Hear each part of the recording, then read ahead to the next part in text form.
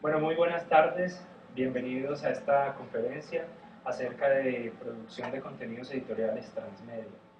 Para nosotros es un placer que ustedes hayan venido acá y poder compartir con ustedes las experiencias que nosotros tenemos eh, desde, desde, esta, desde este oficio de hacer contenidos pensados para niños y de hacer contenidos pensados para las diferentes plataformas y para las realidades tecnológicas que ahora tenemos. Mi nombre es Lizardo Carvajal, mi compañero se llama Juan, ya vamos a escuchar a Juan presentarse. Yo quiero contarles un poquito acerca de la historia de nosotros. Como empresa estamos trabajando hace 2 años, pero realmente el sueño de hacer contenidos digitales comenzó yo creo que un poquito más, hace unos 3, 4 años. Nosotros veníamos del mundo web. Juan y yo trabajábamos en Astrolabio, que era nuestra anterior compañía, y un día recuerdo que con Juan empezamos a cuestionarnos un poquito el oficio de las páginas web. Y dijimos, qué bonito sería como hacer algo que en ese momento llamamos hacer algo más sublime. Y cuando nos referíamos a sublime, nos referíamos a algo que perdurara un poquito más en el tiempo. Y ahí fue donde se nos ocurrió qué pasaría si hiciéramos, por ejemplo, libros infantiles, historias para chicos. Entonces, así comenzó en aquella época, hace 3 años y medio, esta idea de hacer libros infantiles. En ese momento no teníamos nada, ni siquiera teníamos escritos los libros, pero teníamos por lo menos la idea, ¿no? Que es generalmente lo más importante. Por cuestiones de la vida, eh, al tiempo, ya no trabajamos juntos, llamo a Juan y le digo, Juan, tengo unos dibujos y tengo un proyecto que creo que te van a gustar. ¿Te acuerdas? No sé si te acuerdas lo que alguna vez hablamos, pero creo que ahora tenemos una buena historia. Y entonces le mostré las ilustraciones del primer libro que hicimos, que es El pájaro de los 1000 cantos. Y en ese momento teníamos un libro, teníamos una buena historia, solo que no teníamos ni idea de cómo hacer un libro, lo cual es muy bueno, digo yo, porque esa ignorancia, ese no saber, nos llevó por una ruta inesperada de descubrimientos, de soluciones muchas veces poco ortodoxas y de descubrir muchas cosas. Eh, Sabíamos algunas cosas, no éramos tan ignorantes, pero teníamos más cosas por descubrir y teníamos también un bagaje que de algo nos iba a servir y era todo lo que habíamos aprendido a nivel de diseño web. Y así fue como nació Luabooks. Y no sé, Juan, yo quisiera que se presentara también un poquito antes de que empezáramos la conferencia. ¿Se escucha bien? ¿Me escucha? Ya. Pues como lo decía Liz, nos conocimos en el mundo web y yo venía trabajando en web desde hace 5 años. Eh, digamos que lo que podría mencionar es que yo venía de ayudar a muchas empresas a hacer mejor las cosas para sus usuarios y con eso, digamos, lograr mejores objetivos, como mi tarea en nuestro lado. Cuando Liz me llamó a Luabooks, para mí fue una oportunidad bonita de atreverme a aplicar eso para un proyecto que de alguna forma me pudiera sentir mucho más propio. Y esa es de pronto la motivación, o sea, el hecho de que conceptualizarlo todo desde el principio, llevar, digamos, todo tu conocimiento a algo que finalmente tanto te va a quedar a ti como a otra gente es bastante interesante. Y como lo decía Liz, digamos que ha sido un camino muy bonito y muy retador porque hemos tenido que solucionar muchas cosas, a veces de formas, como lo decía Liz, poco ortodoxas. Por ejemplo, muchos de nuestros libros, el primero que hicimos, que fue el Pájaro de 2000 cantos, hace 2 años, se hizo en HTML5 cuando esa tecnología era apenas, digamos, como muy poca gente le apostaba. Nosotros nos atrevimos a eso, entramos pues en el mundo del libro aplicación sin saber pues tanto, pero sí como con muchas ganas de llevar un producto bonito. Yo creo que eso recopila lo que para mí es estar en Roblox, es tener la oportunidad de apostar de algo que es sublime, como ya lo decía. Entonces vamos a hablar un poquito de nosotros. ¿Qué somos nosotros como empresa? Somos una editorial digital que producimos contenidos infantiles de alto valor gráfico, literario y educativo. Cuando hablamos de educativo nos referimos a que realizamos libros de texto escolar. Cuando hablamos de educativo, hablamos de la posibilidad también de aprender, de conocer y de generar diálogos a partir de la literatura. ¿Sí? Le apostamos a la literatura, una literatura que también pueda tener uso en el contexto escolar, que también pueda tener un uso en el contexto familiar y que sobre todo propicie diálogos entre el mundo adulto y el mundo infantil. Creemos que esa es un poquito la visión también que en general el arte tiene y específicamente en la literatura infantil, de propiciar diálogos, de intercambio de saberes entre el mundo adulto y el mundo de los chicos. Vamos a contarles un poquito acerca de lo que nosotros hemos producido. Nosotros, con base en el estudio de las necesidades del lector, hemos creado 3 títulos de alta calidad editorial. El primero es El pájaro de los mil cantos, que fue el primer título con el que salimos al aire. Luego seguimos con El vendedor de sandías, que es una historia bastante interesante acerca de la paternidad y cómo asumir la redondez y lo cuadrado, ¿ya? Y Malaika la princesa, que es una historia que abordaba el tema de la muerte para chicos. Estos libros los hemos ido trabajando durante estos 2 años con unas bases un poco de improvisación en términos de producción, pero poco a poco se fueron configurando en un modelo productivo, que es el modelo que nosotros vamos a presentarles a ustedes hoy. No como digamos, un modelo a seguir o un modelo que sea específicamente el mejor modelo para la producción de contenidos transmedia, es simplemente un modelo que parte de algo muy importante, que es la experiencia del quehacer. Es un modelo que generamos a partir de todos esos errores, de toda esa improvisación que hemos generado. Mientras solucionamos aquí un poquito el problema, les voy a contar algo. La primera idea que tuvimos fue hacer esto, el libro Codex. Esto yo creo por lo que todos los autores sueñan, que es un librito en papel, porque es la cosa más maravillosa que puede haber, ¿cierto? Un libro que uno pueda abrir, que no tengamos necesidad de tener electricidad, funciona con una vela, se puede oler, ya pinta, se puede tocar, se daña, se sabe si lo leyeron o no, tiene memoria. Arrancamos con esta idea, pero nos enfrentamos ante la dificultad que todo autor se va a enfrentar, y es que otro tome la decisión de que esto se publique o no.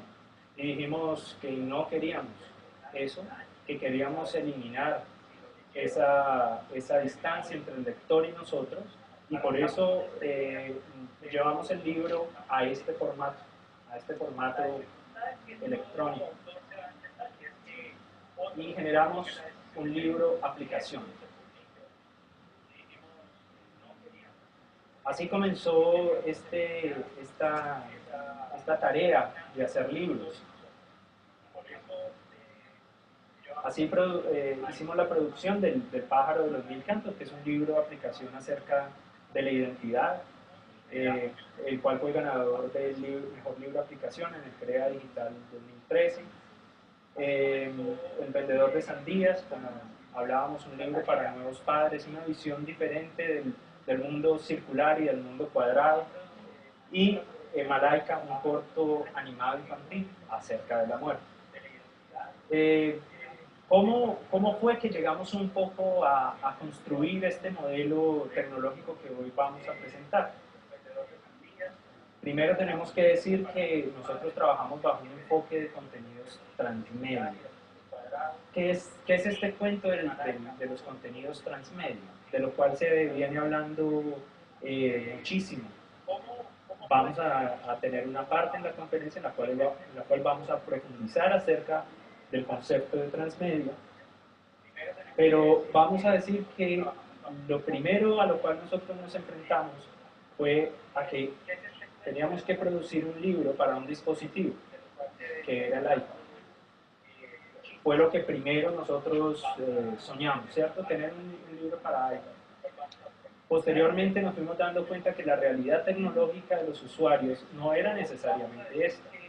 Nosotros trabajamos entre Bogotá y Canadá, yo vivo en Canadá, y nos empezamos a dar cuenta que la realidad tecnológica, por ejemplo, de los colegios en Canadá, que uno pensaría es una realidad tecnológica sofisticada, no lo es. El iPad no es un elemento común. Es más, recuerdo alguna vez en un colegio en Canadá, leyendo el libro, y un niño se me acerca y me dice en inglés, me dice, ¿tú eres un hombre rico? Y le dije, no. Le dije, no, ¿por qué? Me dice, porque tú tienes un iPad. Y ahí empecé a comprender un poquito también que este tipo de artefactos no habían en los colegios, que en el norte de Canadá, por ejemplo, tampoco habían este tipo de artefactos. Y empezamos a pensar con Juan, bueno, ¿por qué desligarnos un poquito de esa idea de que el libro tiene que ser solamente para tabletas y para tabletas sofisticadas como un iPad y como un Android? ¿Y por qué no las podemos ampliar hacia otro tipo de dispositivos que conforman la realidad tecnológica de los usuarios? Estamos hablando de hacer un libro para computador, y por qué no, y romper un libro interactivo solo podría ser para tabletas. Dijimos, vamos a llevar el libro aplicación a un computador, vamos a llevarlo a tabletas Android, vamos a llevarlo a una tableta iPad, a la realidad que la gente tiene en sus casas, que la mayoría de gente tiene en sus casas. Entonces ahí empezamos a pensar un poquito el concepto de las múltiples plataformas, y era cómo poder llevar entonces a todos estos dispositivos, como lo vemos, un iPad, un Android, un computador o un smartboard, por ejemplo, que es un elemento bastante común en las escuelas canadienses, ¿no? Entonces, esto finalmente buscaba llegar de manera efectiva a nuestro lector, que es lo que es el sueño de todo autor. Es el sueño de todo editor, es lograr llegar a la gente, lograr llegar. Bajo esa perspectiva, entonces, yo quisiera que continuara Juan un poquito hablándonos de lo que es la narrativa transmedia, el concepto. Sí, digamos que me escuchan bien, ¿verdad? Fue interesante porque nuestro acercamiento, digamos, al concepto de narrativa transmedia no fue algo que habíamos planeado desde el principio, sino fue algo, digamos, que fuimos descubriendo en ese proceso de llevar a cabo los contenidos. Vamos a hablar ahorita, digamos, del concepto de narrativa transmedia. Hay un concepto que nosotros un poco recopilamos de varias definiciones, de, digamos, varias fuentes. Y pues permítanme que les lea solo este extracto. La narración transmedia es un relato donde la historia fluye sistemáticamente a través de múltiples medios de comunicación y plataformas tecnológicas con el propósito de crear una experiencia de entretenimiento coordinada, coherente, y donde cada medio debe contribuir al desarrollo de la historia. Entonces, si nos damos cuenta, es mucho más que hablar del tema de estar en múltiples plataformas.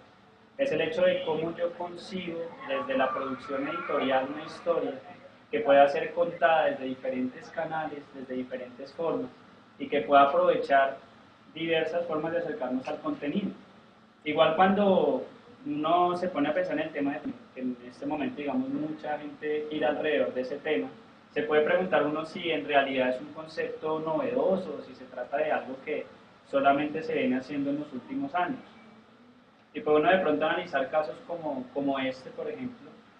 Eh, este caso en el cual, partiendo de una novela que son Las hijas de Tebio, hubo pie para generar, por ejemplo, lo que era una experiencia de una película como El violinista en el tejado, y también una experiencia, digamos, ya de montaje en escena en una obra teatral. Entonces, digamos que, aunque a veces pareciera que el concepto de transmedia es como muy reciente, realmente yo creo que desde mucho tiempo atrás la gente está pensando en cómo llevar un contenido y aprovechar los diferentes canales que tenemos para poder crear una experiencia coordinada y coherente.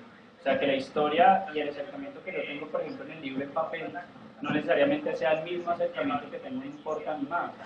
E incluso llegar a, digamos, como sacar del medio esa rencilla que a veces se monta, por ejemplo, de que el libro electrónico tiene que competir con el libro de papel, cuando no es así. O sea, finalmente yo brindo experiencias complementarias, experiencias diferentes, y es muy diferente tomar, por ejemplo, un libro en papel a utilizar una aplicación, digamos, que aprovecha una cantidad de elementos para proveer una experiencia mucho más enriquecida.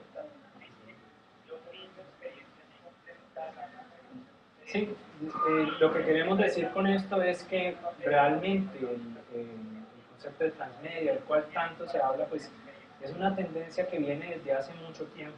Miren, si analizamos el teatro, parte de una obra literaria y se genera una puesta en escena. Si vemos el ballet, por ejemplo, también parte de una obra literaria, se genera una obra musical y luego se genera una coreografía musical.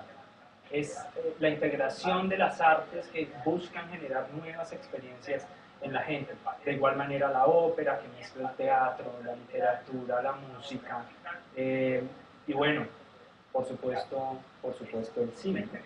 En el discurso de inauguración de la feria, recuerdo mucho el presidente de Perú parecía que estaba muy preocupado porque el cine pudiera, como de alguna manera, eliminar la literatura.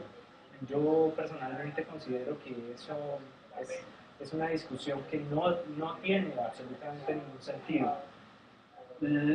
La gran paridera de las demás artes es y seguirá siendo la literatura. Es decir, la fuente de muchas películas seguirá siendo la literatura. Incluso la fuente de muchísimas obras musicales ha sido la literatura. Entonces, no le tengo miedo, nosotros no le tenemos miedo a ese tipo de integración de las artes, de nuevas experiencias, ¿no? Consideramos que de un libro muy malo, porque también hay libros muy malos, saldrá una película muy mala. También podemos decir que de un libro muy bueno es posible sacar una película muy mala. Pero también tenemos que reconocer que hay libros muy buenos de los cuales han sacado películas muy buenas, ¿no? Entonces es como no tenerle miedo a este concepto de transmedia, y aclarar que el concepto de transmedia es ir mucho más allá de las plataformas. Tenemos aquí, por ejemplo, una rápida idea de lo que ha sido la evolución del libro, desde las tablillas de arcilla con escritura cuneiforme, pasando por el papiro, evolucionando a las plataformas de cuero, por ejemplo, pasando por el libro códex, que es el que conocemos ahora, el libro del papel, y llegando a la plataforma digital.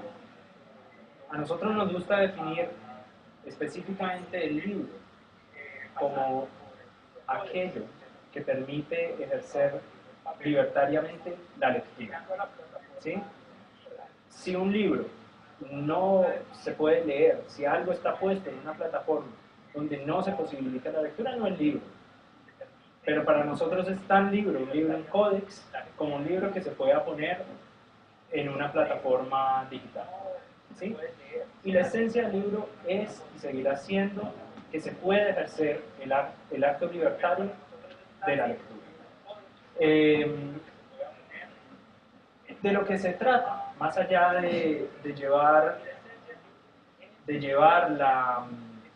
esta experiencia de lectura a través de múltiples plataformas, es de generar diferentes sensaciones o diferentes experiencias de lectura que entre ellas se puedan complementar.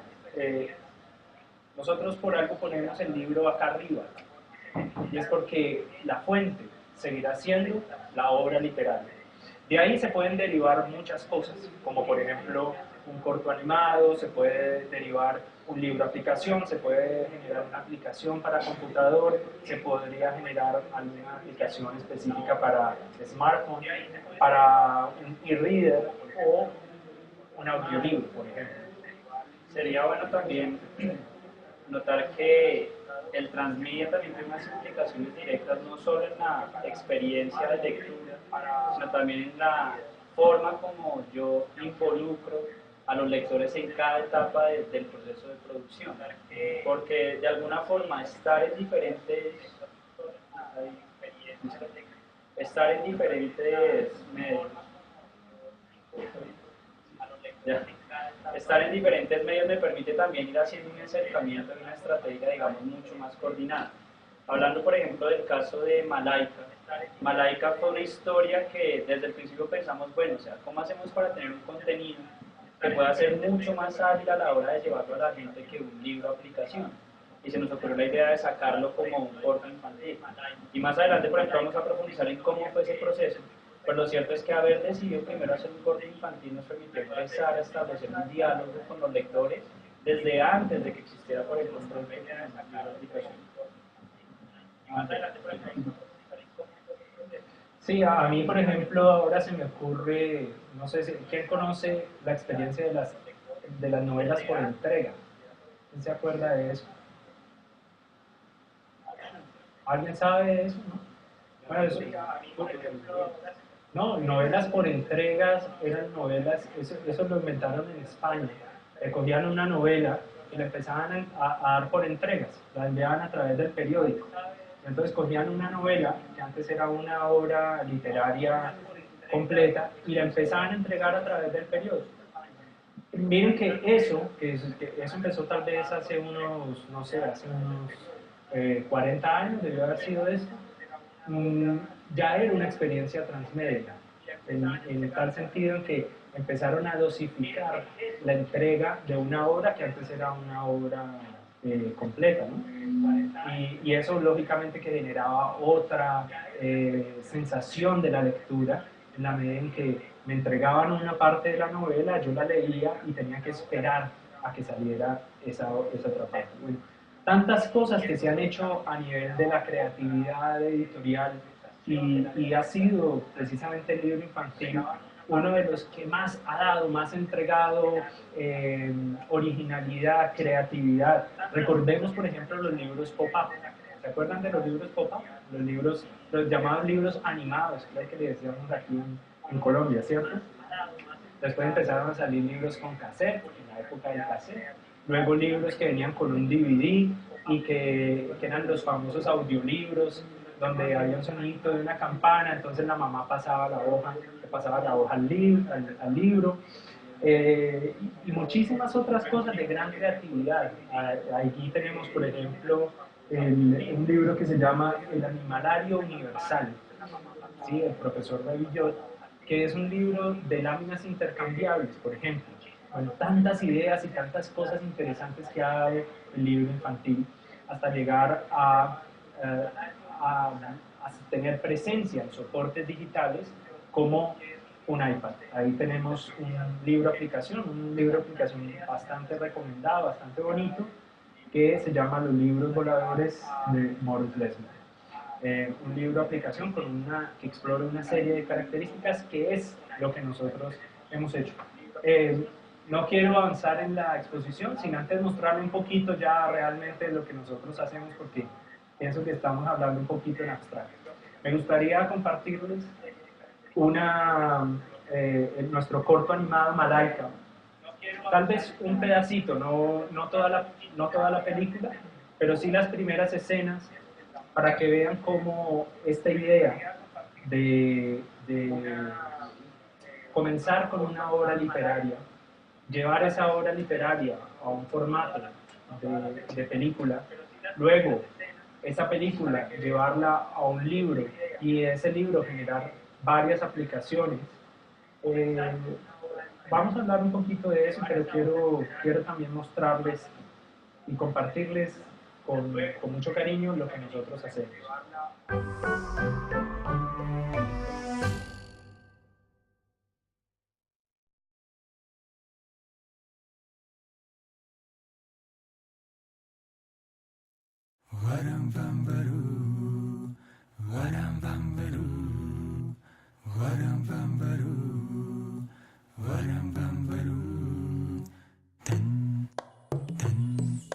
Malaika era una princesa sin reinos ni súbditos.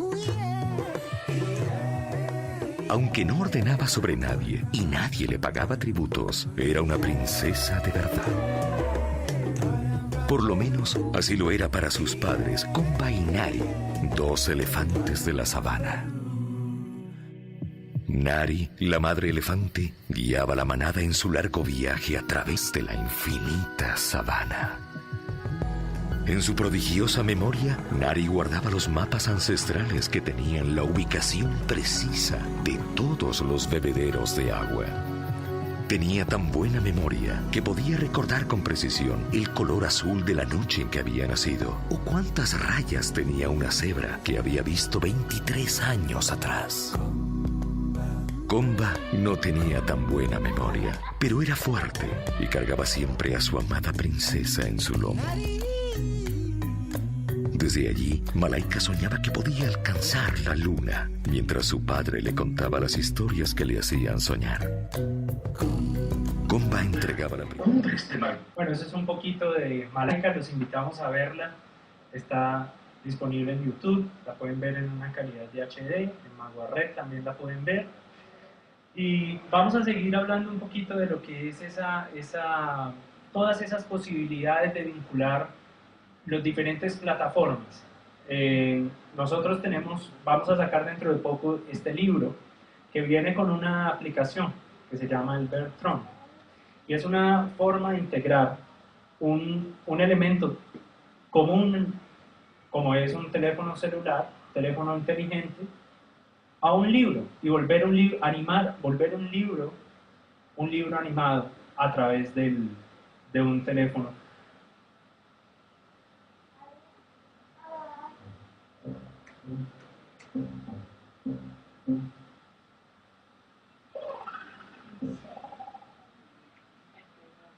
Como ustedes pueden ver, es un elemento supremamente sencillo, ni siquiera es realidad aumentada. Es tan sencillo como que con nuestro celular podemos completar la imagen que está en el libro y con un solo toque podemos hacer que el libro cobre vida y tender un puente entre las plataformas digitales y una plataforma de papel. ¿Sí? Soluciones sencillas. Sí, en realidad eso, por ejemplo. Yo he hablado con muchas personas que están girando alrededor del tema de cómo integrar el libro de papel con una plataforma tecnológica. Y a veces, por ejemplo, hacer una cuestión de realidad aumentada que te lleva pues, a tener que hacer un diseño especial, una programación mucho más compleja. Y a veces resulta que tú con las ideas más sencillas, pero aplicadas, digamos, de una forma como pulcra y bien hecha, logras cosas muy bonitas. Y eso de pronto yo creo que también se encarna un poco en la filosofía de los libros interactivos que nosotros tenemos. De pronto a veces no aprovechan totalmente todas las posibilidades del dispositivo, pero no caen de pronto en ese afán de tratar de ser como muy interactivos, de aprovechar todo, sino digamos las interacciones que incorpora, los elementos tecnológicos que incorpora, hacer que estén bien integrados con la historia, que estén muy bien desarrollados, digamos, muy bien presentados, y finalmente cuando sale el review la gente se está refiriendo más a lo importante que es la historia, el mensaje, el diálogo que hubo después de leer la También tenemos que decir que el concepto de transmedia corresponde a una cultura del compartir. ¿Sí? Bajo ese enfoque, la experiencia, por ejemplo, que contaba Juan, de que el nombre fue producto de una consulta y la participación activa a través de redes, eso empezó a generar una expectativa en la gente. Es decir, yo por primera vez le puse nombre a un libro, qué chévere, le puse nombre a una historia. En esa encuesta participó muchísima gente, gente que después, cuando salió la película, y toda la gente que también nos ayudó digamos, económicamente con el proyecto. Cuando sale Malaika, entonces esa misma gente que ya había estado involucrada en el proceso, entonces se siente tan comprometida que ella misma se encarga de divulgar. Malaika, por ejemplo, ahora tenemos aproximadamente unos 65.000 visitas. Estas son las visitas, creo que del último mes, o de un proyecto menor. Y todo esto que ustedes ven ha sido gracias prácticamente al hecho de que la gente comparte el producto. No hemos tenido prensa, no hemos tenido ningún artículo que relacione. Estamos en la plataforma de Manguarre, con la cual ha servido bastante para tener esta visita, pero ha sido sobre todo por el compartir de la gente, por ese deseo de compartir, que en estos momentos podemos decir que sin un solo peso en prensa tenemos 65.000 visitas, y eso es bastante interesante en solamente 4 meses, ¿no? Entonces, esa cultura del compartir es un elemento interesante que desde el comienzo que empecemos a plantear nuestro proyecto debemos tener en cuenta. O sea, ¿cómo puede ser nuestro proyecto? ¿Cómo podemos involucrar a la gente para que después sea esa misma gente la que se encargue de divulgar? Creo que se acabó y se va a acabar ese modo de producción en donde yo produzco en un laboratorio cerrado, aislado de la gente, y luego le presento a la gente y la gente tiene que asumir lo que le entrego. Yo creo que estamos dando un paso interesante a nivel de la producción editorial, y es involucrar al usuario, involucrar al lector, incluso en el proceso de producción. Bueno, hablando del modelo de producción, digamos que decirlo ahorita sí suena como supremamente sofisticado, como si uno lo hubiera planeado desde el principio. Y digamos que no es así. Y es bueno también que ustedes sepan que lo que les vamos a presentar ahorita no es más que el fruto de la experiencia de 2 años de trabajo y del resultado de un ejercicio donde sí, eventualmente nos sentamos y dijimos, hay que esquematizar, hay que dejar en claro cuál es el proceso que estamos haciendo, pero digamos que muchos de estos esfuerzos se fueron dando en la medida en que íbamos produciendo, hasta hace poco que digamos formalizamos lo que nosotros llamamos internamente entre nosotros el modelo LUAUX, o el modelo de producción.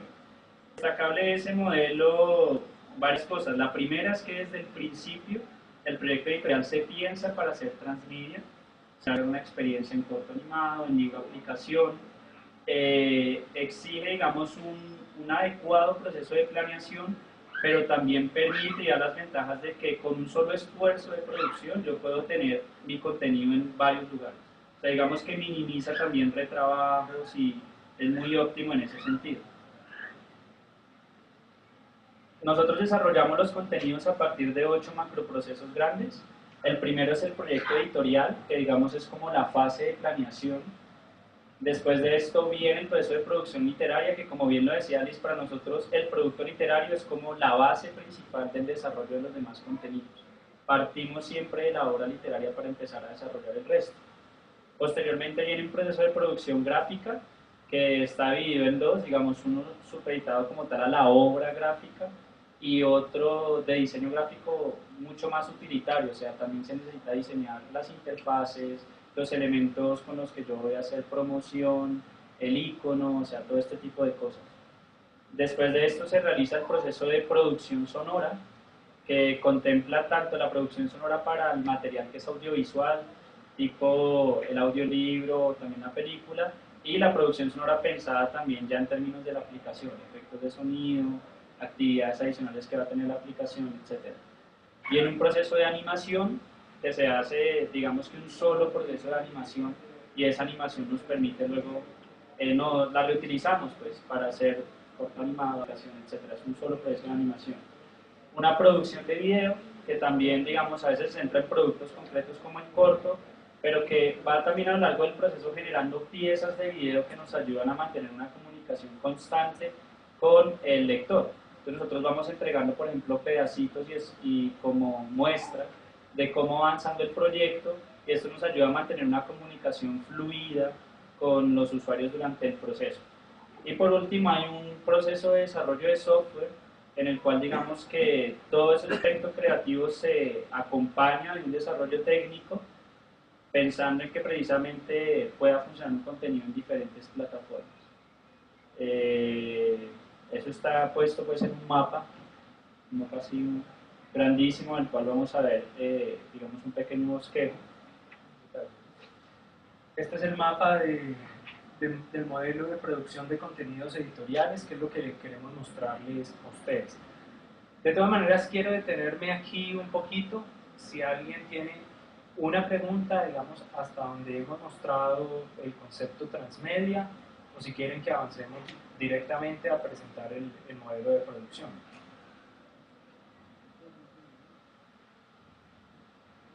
No sé si tú tienes una pregunta. ¿No? Yo sí quisiera aclarar algo, y es de pronto el hecho de que nuestro concepto de transmedia está muy empapado de la proyección editorial, ¿no? O sea, es obvio que transmedia es utilizado también, por ejemplo, por agencias de publicidad para hacer otro tipo de actividades. Nosotros lo que hemos hecho es como apropiar un poco el concepto, ponerle de antemano, digamos, como la proyección editorial, y por eso es que el modelo se llama así, de producción de contenidos editoriales transmedia. Entonces vamos a ver un poquito en profundidad este modelo de producción. Vamos a acercarnos a una de las partes que es el proyecto editorial. ¿Ya? Entonces, si quieres, Juan, puedes presentar esa Sí. parte. Como les decía, se exige siempre una planeación muy cuidadosa de todo el proyecto antes de empezar a ejecutar cualquier cosa. Si algo nos pusimos a pensar es fundamental que antes de producir la obra nosotros identifiquemos una necesidad. Puede ser una necesidad, por ejemplo, un tema que padres y maestros necesitan urgentemente tratar con chicos, y a partir de esa necesidad nosotros digamos que entregamos una oferta de contenido que la suple. En el caso de Malaika, por ejemplo, nosotros pues aplicando un poco las mismas técnicas que veníamos aplicando para posicionamiento de sitios web, pero orientado ahora al UAU, empezamos a identificar que mucha gente estaba buscando libros para niños acerca de la muerte. Eso para nosotros, digamos, fue un primer indicio que luego fuimos a verificar con entrevistas. Entonces, digamos, hace falta contenido que hable acerca de la muerte, qué libros existen, bueno, hacemos toda una serie de benchmarking allí, de ver qué títulos están tratando el tema, de qué forma lo están tratando. Y en esa planeación editorial, digamos que se cubren dos ámbitos. Un ámbito de planeación un poco creativa, que es hacer la escogencia de símbolos, bueno, un aspecto creativo que ya quiero ahorita que Liz les detalle un poco más, pero también un aspecto que a veces puede resultar tedioso, pero es fundamental para que la cuestión salga adelante, que es el aspecto operativo. Entonces, durante la fase de proyecto editorial hay que hacer cronogramas de trabajo, digamos, hay que hacer presupuesto también, y una serie de cosas, digamos, que van mezclando, por un lado, la planeación de lo creativo, por otro lado, la planeación de lo que nos va a permitir ejecutar efectivamente el proyecto editorial. Todo ese proceso finaliza con un entregable clave para nosotros, que es el documento guía, que básicamente es un resumen de la obra, pero no es el cuento, o sea, no es la historia, no se ha producido nada hasta este momento. Es simplemente un resumen claro de cómo se va a tratar el tema, qué tema se va a tratar, qué símbolos se van a utilizar. Yo quisiera que nos contara un poco cómo fue este proceso en Malaika. Sí, con Malaika, entonces, ya sabíamos que queríamos hacer un libro acerca de la muerte, que la gente estaba buscando información, que había una inquietud en cómo hablar acerca de la muerte a niños, pero el proyecto editorial que nosotros tenemos que formular tiene que resolver varias cosas. La primera de las cosas es identificar esas búsquedas a qué temática corresponde. Y esa temática, ¿qué tratamiento le voy a dar a dicha temática? Porque una temática se puede tratar de diferentes maneras. Por ejemplo, la muerte. La muerte se podría tratar, si fuéramos una editorial cristiana, por ejemplo, a partir de la visión cristiana de la muerte. ¿Ya? Y esa es un criterio de manejo editorial de un tema. Pero pueden haber muchísimos más. el que nosotros quisimos darle por criterios editoriales, por consulta también con la gente, era que queríamos darle un tratamiento laico al tema de la muerte, donde explicáramos el tema de la muerte como un hecho natural, como un hecho universal, como un hecho irreversible también, pero presentarlo de una manera bella y de una manera poética también, ¿no? No esa muerte con esa visión del morbo que nos han traído algunas fiestas como Halloween, sino una manera respetuosa también de mirar la muerte y de entregarle esto a los niños.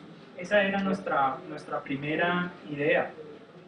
Entonces, teníamos clarísimo que, como tal, no debería estar esa visión de la muerte permeada por religión, ni por una cultura específica. Entonces, desde ahí ya se empiezan a plantear cosas bastante interesantes que nos van a empezar a lanzar símbolos con los cuales vamos a jugar a nivel de la creación literaria. Entonces, se nos ocurrió que la muerte la debíamos tratar sin el filtro de la cultura, entonces podría ser interesante tratarla a través de un animal. Y entonces, como estamos jugando también con la muerte y la memoria, y cómo la memoria es fundamental en el hecho del duelo, dijimos, bueno, animales, memoria, elefante. Elefante puede ser un buen símbolo que manejemos. Y paralelo a eso empezamos a decir, bueno, ¿qué tal si los elefantes son los padres y se nos vuelven el símbolo del mundo adulto? Y trabajamos con una figura de una niña feraz. Una niña feraz es una niña que no ha sido criado por otro hombre, sino que ha sido criado por animales. Recordemos, por ejemplo, algunos eventos de la literatura, por ejemplo, el libro de la selva, Tarzán, por ejemplo, y muchas obras literarias que han tomado uso del recurso del niño feraz. En este caso nos funcionaba muy bien porque entonces no nos metíamos con un hecho de aprendizaje cultural específico, sino que era una niña criada por dos elefantes de muy buena memoria, y así entonces comenzaron a aparecer una cantidad de símbolos cuando todavía ni siquiera teníamos una redacción, simplemente teníamos ideas de qué podíamos tener. Apareció también un símbolo que eran los baobabs, que son árboles grandes, gigantes, y revisando un poco en la literatura y la tradición oral africana, nos dimos cuenta que los griots, los yelis del África, que son los guardianes de la tradición oral, solo ellos tienen el gran honor de ser enterrados debajo de un baobab. Toda esta serie de ideas que no conformaban como tal una historia, pero que ya nos iban dando símbolos, quedaban documentados en este documento que para nosotros es la Biblia en el proceso de producción, que es el documento guía, que es un documento que va a ser transversal a todos los procesos que de ahora en adelante vamos a ver. Digamos que esto también, el resultado de tener un insumo como el documento guía, también propone una dinámica un poco diferente en el proceso ya de producción literaria, porque digamos que también se le propone al escritor a partir de esto que escriba también un poco como con unas reglas de juego, ¿no? O sea, con una simbología que previamente es identificado por investigación y demás. En este caso yo prefiero que el proceso de producción literaria hable Liz, que es quien más sabe. Sí, esto yo sé que de alguna manera puede tener algún tipo de rechazo desde la perspectiva de algunos escritores, porque ¿a quién le gusta escribir con reglas, no? ¿A quién le gusta? Pero también hemos encontrado que ¿por qué no? ¿Por qué no jugar un juego literario con unas reglas y con algo interesante, previo, pensado? Y sobre eso lograr ser creativo también, ¿no? Entonces, después de obtener el documento maestro, comenzamos con la generación del guión literario. El guión literario es un documento que lo hemos pensado como el documento donde están condensadas los símbolos y las imágenes. Entonces, por ejemplo, yo les voy a leer un poco del guión literario de esa misma introducción que ustedes ya vieron en video. Es así, dice: Malaika la princesa. Un sol anaranjado se levanta sobre la sabana africana y lo convierte todo en siluetas. Las montañas, los árboles, las altas jirafas y hasta los fuertes rinocerontes son ahora como marionetas de un inmenso teatro de sombras. Muy pequeña, sobre el lomo de un elefante macho, se puede ver una niña coronada por unas hermosas trenzas que danzan con el viento fresco de la mañana. Su Malaika y todos los animales han venido a verla. Malaika era una princesa de los mis sueños. Aunque no ordenaba sobre nadie y nadie le pagaba tributos, era una princesa de verdad. Por lo menos así lo era para sus padres, Komba y Nari, dos elefantes de la sabana. Eso es un extracto del guión literario, donde simplemente lo que estoy es botando imágenes. Si ustedes ven la película, se van a dar cuenta que este texto no existe en la narración. Solo existe este texto que está subrayado. ¿Por qué no existe en la narración? Porque lo que estoy diciendo en el guión literario, y lo voy a poner en imagen, es necesario que me describa aquello que estoy mostrando a través del lenguaje.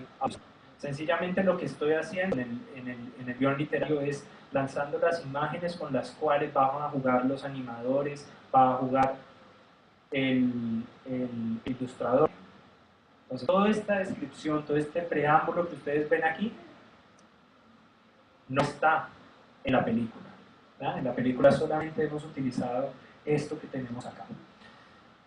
Es un poquito para mostrarles la dinámica de que es la obra literaria la que define los símbolos, es la obra literaria la que puede llegar a definir, por ejemplo, los colores. Y hablando de símbolos, en Malaika hicimos un experimento bastante interesante, que fue trabajar y generar un documento que es la memoria emotiva. La geografía emocional. Está yendo a Stanislavski. Eso es. Geografía emocional. La geografía emocional es un documento en el cual por primera vez estamos viendo en función de las emociones y en función gráfica las emociones de la obra. Aquí lo que hicimos básicamente fue colocar 7 emociones humanas, ¿sí? Y ubicarlas de menor a mayor excitación, ¿sí? Entonces tenemos tristeza, nostalgia, ternura, misterio, maravilla, tensión y peligro. Y a cada una de ellas le asignamos un código de color. Un código de color. Y esto no es nada más ni nada menos que toda la historia. Lo que ustedes ven acá son los párrafos. 1, 2, 3, 4, 5. Contada la historia en términos de párrafos. Y lo que estamos tratando de hacer es un cruce entre los párrafos y cuál es la sensación específica a la cual ese párrafo me va a llevar. ¿Ya? Entonces miren que la obra comienza con maravilla, luego desciende al misterio, luego nos lleva a la ternura, súbitamente nos lleva al peligro, y por primera vez estamos viendo la obra literaria de una manera gráfica. Y este documento, que es la geografía emocional, se nos va a convertir también en fundamental y transversal de la obra, de todas las cosas que vamos a producir de ahora en adelante. Con este mismo documento va a trabajar el diseñador gráfico, el cual va a tener en cuenta la sensación, la atmósfera que le queremos dar a cada párrafo. Con ese mismo documento, el compositor va a darle la temperatura adecuada, va a encontrar la combinación adecuada de acordes para generar y ser cómplice de eso. Aquí yo quiero aclarar una cosa muy importante. Miren, cuando nosotros hacemos un documento de tanta complejidad como un libro electrónico, o como una obra audiovisual, no estamos hablando específicamente de una obra, estamos hablando de una obra de obras, donde hay condensadas otras obras en sí. Entonces, en un libro digital, en un libro aplicación, tenemos condensada la obra literaria, la obra gráfica, la obra musical, por ejemplo. Y eso, como tal, es un gran peligro, porque esas obras que componen la gran obra no pueden pisarse la manguera. Tienen que haber un nivel de complicidad, lo que nosotros llamamos complicidad.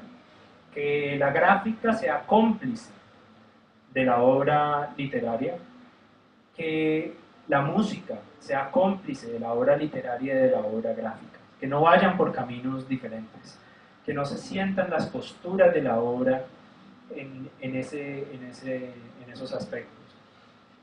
Por ejemplo, en el libro digital aplicación, es muy común, lamentablemente, encontrar algunos libros en los cuales se utilizan músicas de stock. Yo tengo aquí en mi iPad una colección de 3 libros que usan exactamente la misma obra musical. Una obra musical comprada en stocks. Entonces, te das cuenta que así generes una selección de la música, posiblemente va a ir en otra dirección que está planteando el texto. Entonces, de lo que se trata aquí es de que haya un juego de complicidades entre todas las obras que componen la obra. Y este es un documento fundamental para que haya una coherencia cromática, una coherencia armónica, basado en los símbolos que estoy proponiendo desde el punto de vista literario. Una vez, como les decía, el proceso de animación es paralelo al proceso de producción gráfica y sonora, y a medida que el diseñador va entregando artes finales, el animador tiene que proceder a hacer lo que nosotros llamamos pues, los sprites para animación, que esto es muy concreto para nuestro caso porque la herramienta en la que decidimos hacer nuestros contenidos es HTML5. Y concretamente es una animación 2D. ¿Ya? Entonces hacemos la salvedad de que esto aplica solamente para animaciones que están pensadas en 2D. Digamos que me gustaría un poco contarles la historia de cómo llega uno a esto. O sea, el primer producto que animó Liz lo hizo utilizando un software que, hablando del pájaro de los 1000 cantos, un software para animación en HTML5, pero una vez uno utilizaba el software el rendimiento era pésimo.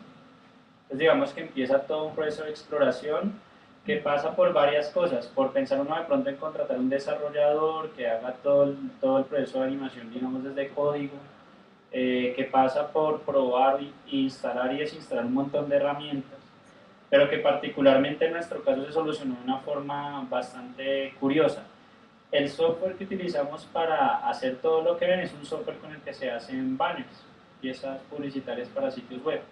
No me permite controlar el flujo de audio, no me permite hacer el manejo de cambios de escenas, cambios de idioma, etc. Pero nos permite algo básico, y era que alguien con conocimientos de animación hechas con un ratón, pues no programando, nada de eso, pudiera generar todo el esquema de animación, y posteriormente un desarrollador cogía ese esquema de animación y a través de código lograba que se sincronizara con la música, que se trajera el texto en el momento adecuado, que se controlara todo el flujo de cambio de escenas, etc.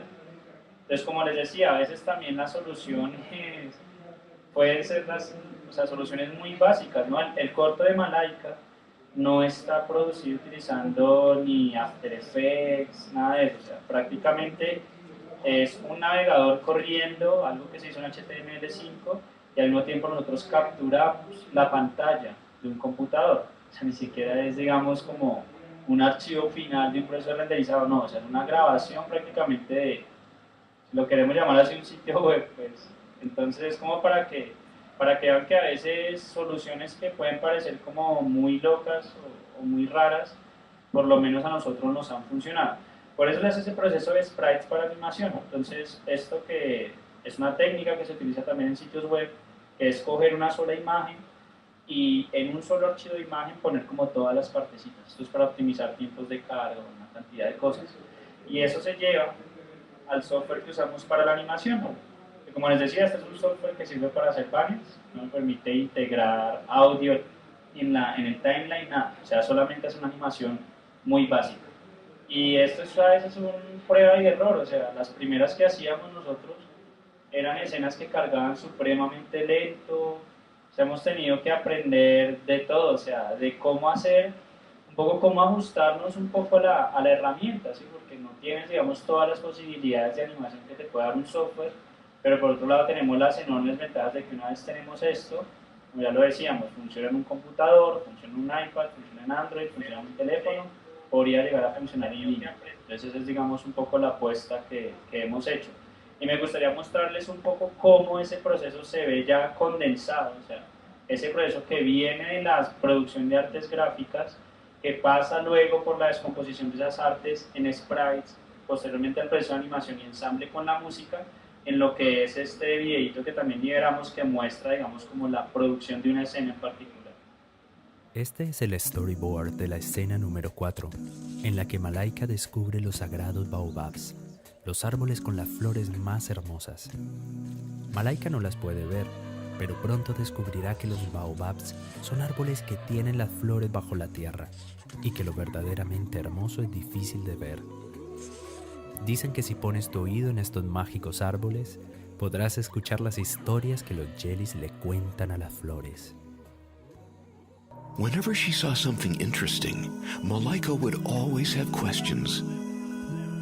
What are those strange trees called? Those are the sacred baobab trees. They have the most beautiful flowers, Komba would answer. But I don't see any flowers, Malaika would respond. Baobabs are trees that grow upside down. Their flowers grow beneath the earth. True beauty is hard to see. Only memory keepers have the honor of being buried beside a baobab. If you place your ear next to these magical trees, you will hear the stories the griots tell the flowers, explained Neri.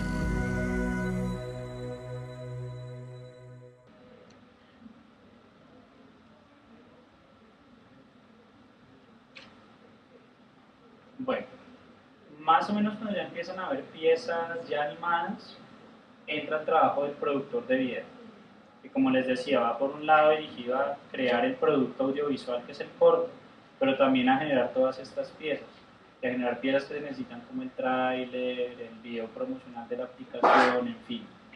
Yo quisiera mostrarles un poco cómo es que en el modelo nosotros vamos evidenciando eso. Cada vez que en un proceso, por ejemplo, aparece un producto, aparece una esferita de estas. Entonces, por ejemplo, en este punto tenemos corto animado. Para nosotros es muy interesante porque, como les decía, el modelo tiene también atada una estrategia de promoción. Básicamente, al tener yo como esta entrega periódica del producto, yo puedo ir circulando cada producto y preparando, digamos, la llegada del siguiente.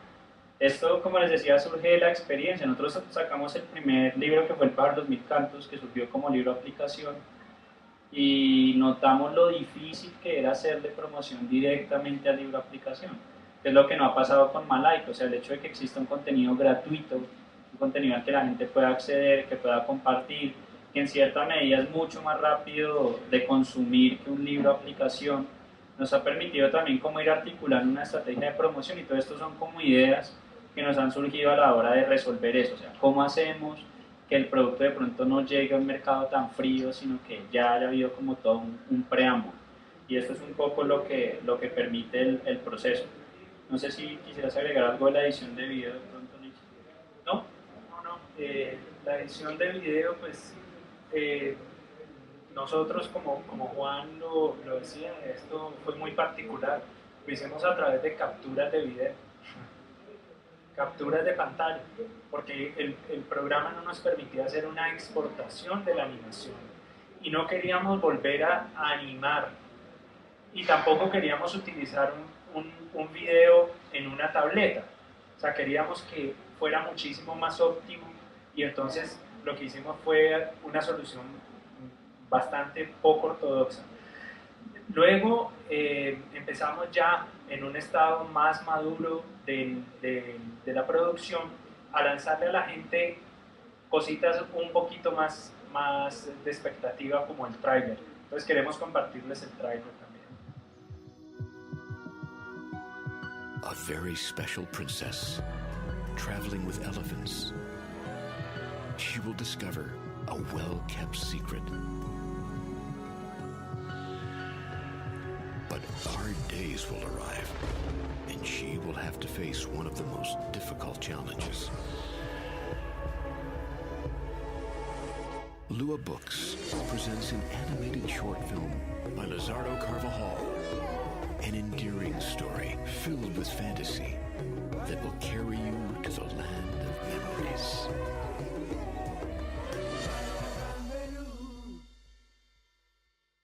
Ahí ya le íbamos entregando entonces a la gente cada vez más cosas que lo fueran acercando. Voy a mostrarles también un video promocional que no es de Malaika, sino de nuestro otro libro, El pájaro de los mil cantos. Y esto se realiza ya cuando se ha terminado el proceso de elaboración del libro aplicación. Entonces vamos a ver un poquito el video promocional de El pájaro de los mil cantos.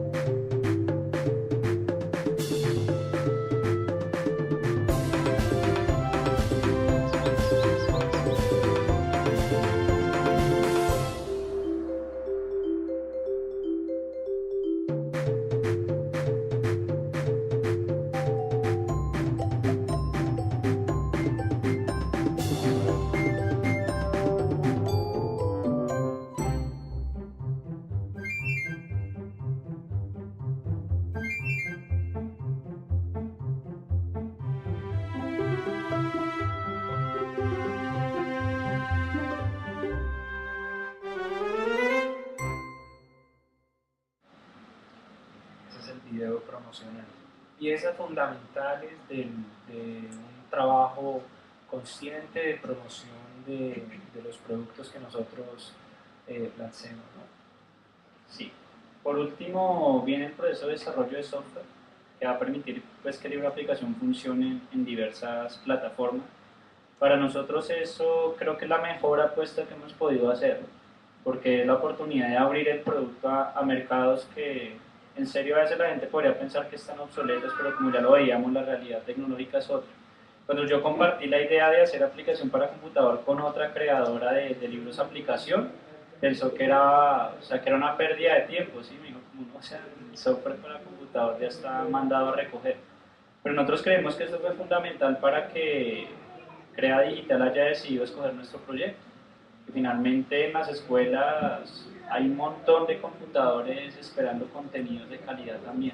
Ya es un poco la apuesta que hemos hecho y por eso nos ajustamos un poco a las limitaciones de HTML5, pero también aprovechamos sus ventajas.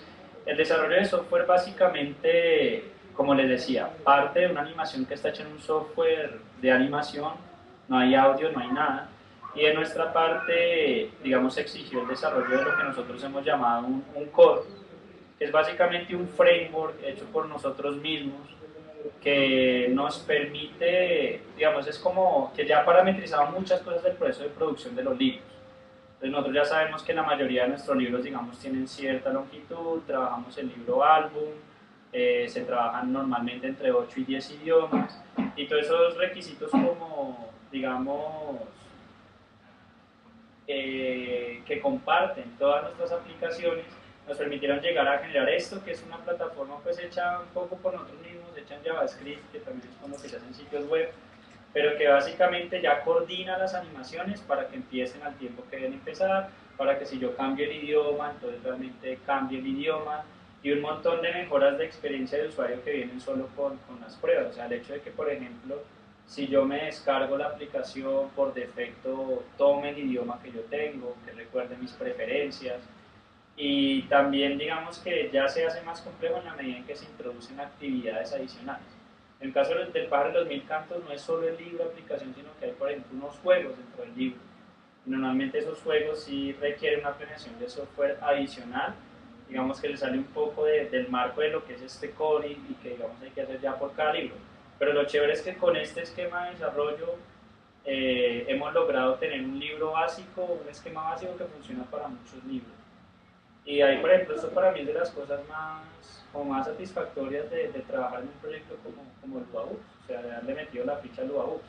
Que te quedan cosas como este que no producirías si no fuera por la necesidad que surge de emprender, ¿no?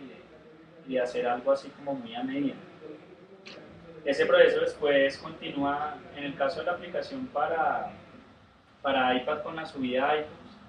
Y créanme que en cada proceso hay una cantidad de aspectos a tomar en cuenta. O sea, subirlo acá implica que yo tengo que pensar cuáles son los textos que voy a poner aquí, cuál va a ser la descripción de la aplicación, que son cosas que no se pueden dejar al azar. O sea, tienen que corresponder, por ejemplo, también a lo que la gente está buscando. Tienen que corresponder a un copy que, digamos, venda la aplicación, que resalte lo mejor de la aplicación. Entonces, a veces procesos como este, que uno podría pensar que no, ya hice la app y ya se acabó, te pueden tomar tiempo también. O sea, tener que pensar qué es lo que vas a poner allí, el proceso de subida, bueno, aparte de todo un tema ya de licenciamiento, de vincularte a las plataformas, etc. Y ahorita para el tema de computador también es bien interesante porque ¿cómo vende una app para computador? O sea, no hay tiendas que manejen. Nos ha tocado ahorita empezar el desarrollo de una plataforma propia para vender las aplicaciones para computador. Y en eso es lo que estamos. Quisiera mostrarles la aplicación del pájaro de los mil cantos. La que van a ver ustedes es una aplicación para computador que trae exactamente las mismas características que trae la aplicación para tabletas. Y a la par que les muestro esto, me gustaría mostrarles también un poco algunos conceptos que fuimos madurando de las implicaciones que tenía llevar un libro códex, un libro de papel, con ilustraciones convencionales de un libro de papel a un formato digital.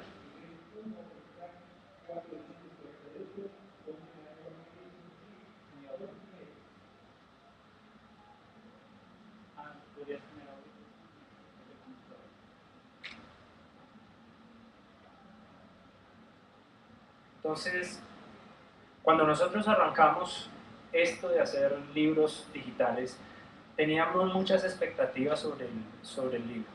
La primera era que nosotros queríamos que el libro tuviera una cantidad de elementos que nos permite la tableta o el libro electrónico sin que se convirtiera en una dificultad o una molestia para la lectura. ¿Ya? Queríamos que siguiera siendo cómodo leer un libro aplicación. Esto que ustedes están viendo aquí es el home, es a donde uno llega después de que abre le da doble clic al icono de la aplicación y llegamos aquí. Entonces queríamos también a nivel gráfico ser muy explícitos, pero que al mismo tiempo también el diseño fuera muy intuitivo. Entonces es muy intuitivo que la gente haga clic en el centro, en el libro, para iniciar a leer. Sin embargo también hemos generado otro tipo de entradas que son más evidentes, como la de abajo que dice simplemente leer, ¿no? Cosas en las que se fueron madurando. Queríamos que el libro estuviera traducido a varios idiomas. Sabíamos que una de las grandes posibilidades que nos ofrece el libro digital es la posibilidad de tenerlos en diferentes mercados sin necesidad de desplazar un producto como tendríamos que hacer con el libro códex. Tendríamos que meter en unas cajas, embalarlo, nacionalizar, hacer un proceso de exportación, llevarlo para poderlo llevar a otros mercados. Una de las cosas maravillosas que nos permite el libro digital es que podamos pertenecer, tener presencia en tiendas que tienen presencia a nivel internacional. Por eso una de las exigencias que nosotros mismos nos hicimos en el libro era que tuviera varios idiomas. Entonces, como ustedes ven, tenemos 10 idiomas de texto, entre los cuales tenemos polaco, ruso, húngaro, rumano, alemán, chino, portugués, francés, español, inglés. Pero como el libro también era narrado, entonces también tenemos unos idiomas de narración, que son el inglés, el español, el francés, el portugués, y le agregamos una opción que es nárralo tú mismo, que es una opción para que el maestro, el padre, el promotor de lectura o el niño lea con la música de fondo. Soñamos también un libro que fuera animado, que fuera interactivo, entonces podemos entrar de pronto a un pájaro, como el pájaro piano. Al mismo pájaro piano, repleto de notas y cromatismos, le ha copiado perfectamente su armónica melodía. Este es un libro muy hermoso, es un libro acerca de pájaros fantásticos y de la historia de un pájaro que es capaz de imitar el canto de todos los otros pájaros. Entonces, este es el pájaro piano, por ejemplo, y queríamos que el niño pudiera involucrarse con la lectura, que la interacción no fuera una dificultad en el proceso de lectura. Yo no sé si ustedes han tenido experiencia con libros digitales, pero una de las dificultades que yo veo en el libro digital es que cuando no está bien pensado, siempre da la tentación para que el niño esté tocando, interactuando de una manera en que interrumpe lo esencial del libro, que como lo habíamos dicho es y seguirá siendo la lectura. ¿Ya? Entonces hay que ser muy cuidadosos en el momento de involucrar la posibilidad de una interacción y de proponerle una interacción al niño. La interacción tiene que estar ligada con el hecho lector, porque si una interacción me va a mortificar el acto lector, estoy haciendo un producto desde un punto de vista pedagógico, literario mal planteado, ¿sí? Entonces lo que hacemos es que el niño toca el pájaro y puede continuar la lectura. Entonces cuando toca, descubre la onomatopeya de este pájaro.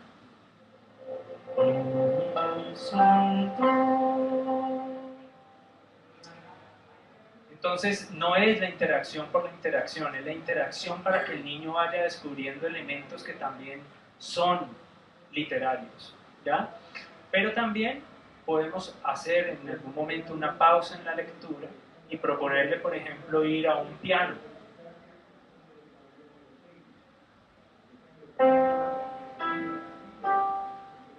Donde la misma onomatopeya que le estamos proponiendo del pájaro, el niño la puede poner sobre unas posiciones reales de un piano, y donde inmediatamente también le estamos mostrando en la parte de arriba la posición real de esas notas en una partitura.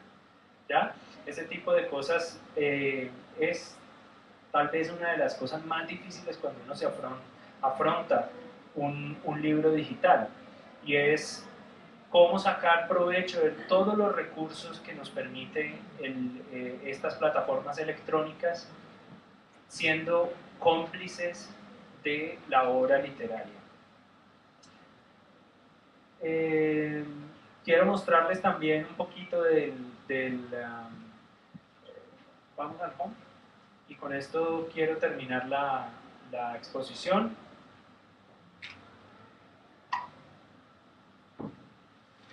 El libro viene con juegos, viene con una sección de padres y maestros, viene...